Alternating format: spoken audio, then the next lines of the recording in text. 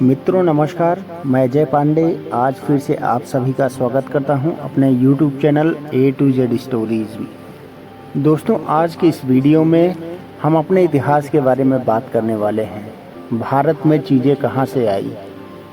प्राचीन इतिहास में मध्य एशिया से लोग आए, उसके बाद पश्चिम एशिया से आए। उन्हीं लोगों में से कुछ धातु लेकर आए। किसी ने हमें हाथी घोड़ा दिया तो किसी ने हमें गाय के दूध के बारे में बताया। फिर मुगल आए। दोस्तों, आजकल हम जो भी खाते पीते हैं उनमें से अधिकतर चीज़ें उन्हीं की देन है। सबसे उन्नत सभ्यताएं तो मेसोपोटामिया की थी, माया सभ्यता थी, मिस्र की थी। सच में देखा जाए तो हम उनके सामने कुछ नहीं थे। आर्य बाहर से आए और उन्होंने यहाँ के लोगों को गुलाम बनाकर आदमी होना सिखाया। दोस्तों, अगर आप सब ने वामपंथियों वाला इतिहास पढ़ा है तो हर बच्चा यही सोचता हुआ बड़ा होता है कि इतिहास में दिलचस्पी न होने के कारण हम ज़्यादा पढ़ते सुनते भी नहीं हैं। तभी तो सिनौली में खुदाई आज से 3 वर्ष पहले हुई, लेकिन हमें उसके बारे में अब पता चल रहा है, वो भी डिस्कवरी प्लस की डॉक्यूमेंट्री सीक्रेट्स ऑफ सिनौली नामक प्रोग्राम से। आप यकीन मानिए, आपके 55 मिनट तब भी जाया नहीं जाएंगे जब आपको इतिहास में बिल्कुल भी रुचि नहीं है। मनोज वाजपेयी का नरेशन शानदार है।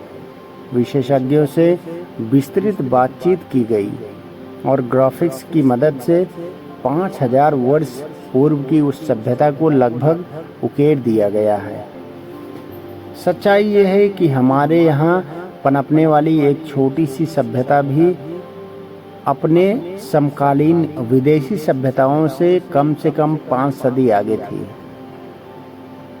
अब तक हमें पढ़ाया जा रहा था कि भारत में रथ तो ईरान वाले लेकर आए, सिकंदर वगैरह लेकर आए, लेकिन अगर 5000 पूर्व का कोई ऐसा रथ मिले जिसकी संरचना उन्नत हो और उसके डिजाइन शानदार हो तो आप क्या कहेंगे?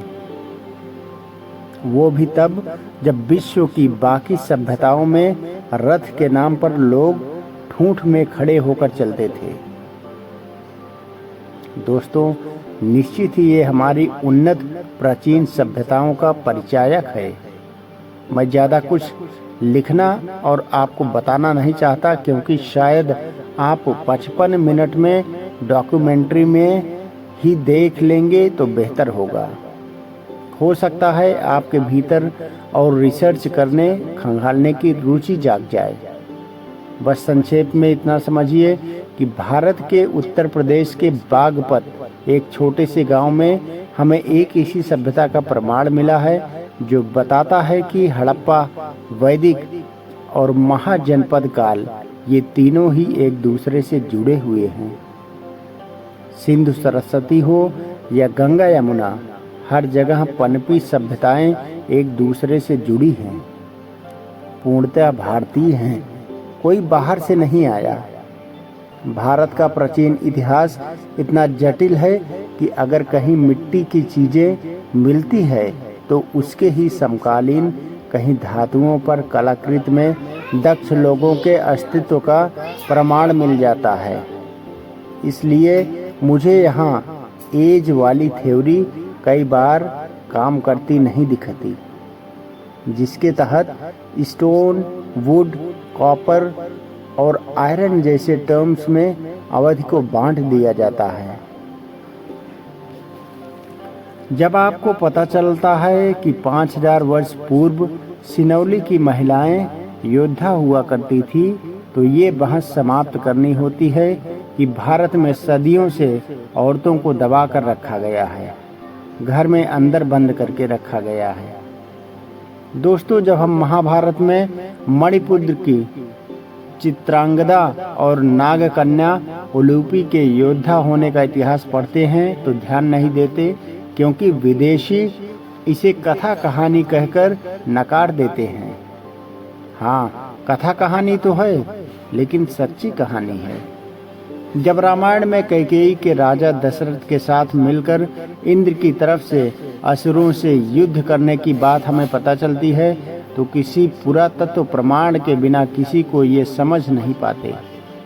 लेकिन जब हम प्राण चीख चीख कर कहते हैं कि 5000 वर्ष पूर्व महिलाएं खतरनाक हथियारों को चलाने में पारंगत थी, तो हमें मानना होगा कि 1,00,000 वर्ष पूर्व के लिखित इतिहास के प्रमाण भी कहीं न कहीं मौजूद रहते हैं। भविष्य में निकलेंगे या नहीं, यह भी देखना पड़ेगा। दोस्तों, आखिर वो सिनौली के लोग कौन थे जो कला और युद्ध दोनों में ही इतने दक्ष थे कि विश्व उस समय की तमाम सभ्यताएं उनके सामने नहीं टिकती थी। वामपंथी इतिहासकार तो ये कहकर भी चीज़ों को खारिज कर देते हैं कि अरे तलवार मिला है तो उनका उपयोग सब्जी काटने के लिए होता होगा, अरे भाला मिला है तो जानवर मारते होंगे, अरे रथ मिला है तो कढ़ाई कलाकारी के लिए उसे खेलते होंगे। चीज़ों को नकारने के 1000 कारण बन जाते हैं उन लोगों के पास। लेकिन जब ऋग्वैदिक श्लोकों के हिसाब से जीवन हड़प्पा में भी चलते मिले और उसके बाद भी, तो मानिए कि उससे पूर्व भी वेद थे। जिस सिनौली के बारे में मैं बात कर रहा हूँ, वहाँ के लोगों ने अपने पूर्वजों से ये भी सुना है कि ये वो 5 गांव शामिल हैं जिनकी मांग श्री कृष्ण ने दुर्योधन के समक्ष रखी थी पांडवों के लिए। एक इतिहासकार ने कह दिया था कि रथ अगर पुराना मिला है तो आर्य ईरान से और पहले आए होंगे। अगर 10,000 वर्ष पूर्व का मिल जाए तो ये कहेंगे और ईरान वाले पहले आए होंगे। क्यों हमारे पूर्वज ये सब नहीं बना सकते थे? ये चीज़ें भी तो ग्रामीणों को गलती से मिल गई तो पता चल गया। किसी इतिहासकार ने हमारे प्राचीन साहित्य के भूगोल के हिसाब से खुदाई ही नहीं की और प्रमाण भी मिल गए। ये कहते हैं कि महाभारत 300 ईस्वी में लिखा गया। जब पूछा जाता है कि पढ़नी ने फिर कैसे इसका जिक्र कर दिया, फिर ये कहते हैं उस समय कोई दूसरा महाभारत रहा होगा। हाँ, ये सत्य है कि हमारे साहित्य में नरेटर के भीतर नरेटर, उसके भीतर फिर नरेटर की परंपरा है, जिसे आप एम्बेडेड नेस्टेड नैरेटिव कह सकते हैं। नैमिषारण्य में हजारों ऋषियों का निवास था और एक के मुख से निकला इतिहास 10वें तक पहुँचते थोड़ा तो बदलेगा, वो भी तब जब हजारों वर्षों तक ये प्रक्रिया चलती हो।